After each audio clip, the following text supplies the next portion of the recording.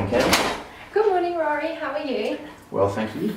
That's good. What lesson have you got for me to look at today?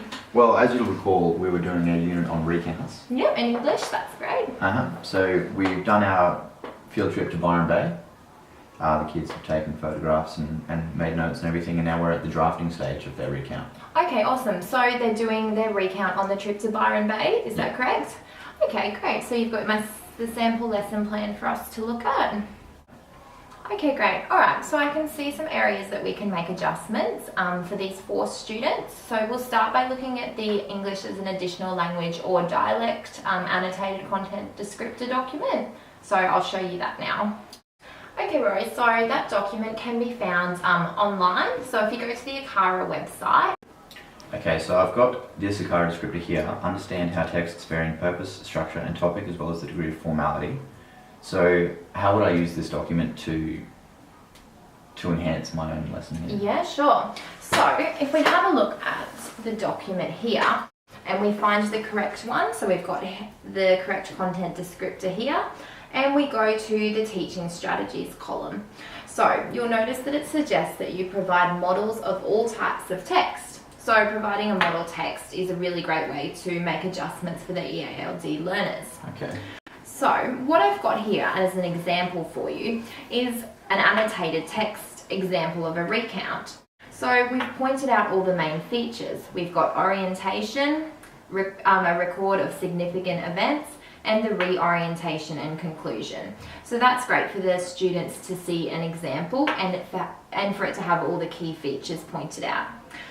We've also noted on here nouns and noun groups, past tense, personal pronouns, adverbs, verbs and verb groups, proper nouns, types of sentences as well, prepositions, adjectives and conjunctions.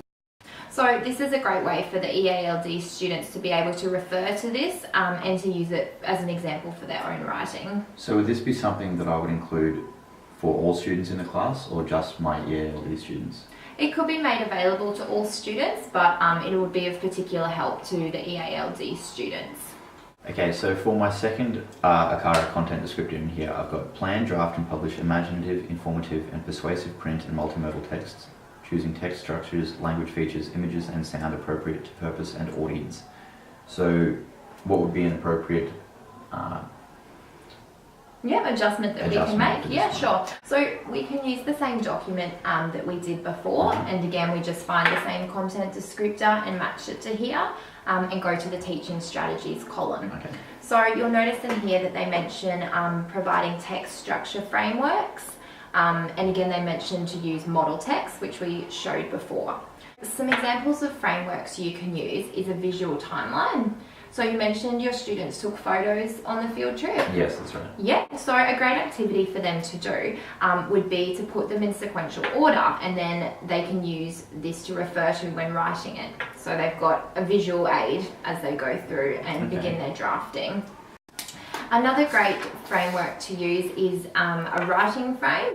So actually, have a box for orientation, what should be included, and about the rough size that you want the orientation to be. So students can see that this should be their main part, the record of significant events, and what should go in there. We've also mentioned here about temporal linking words, and then finally the reorientation and conclusion section.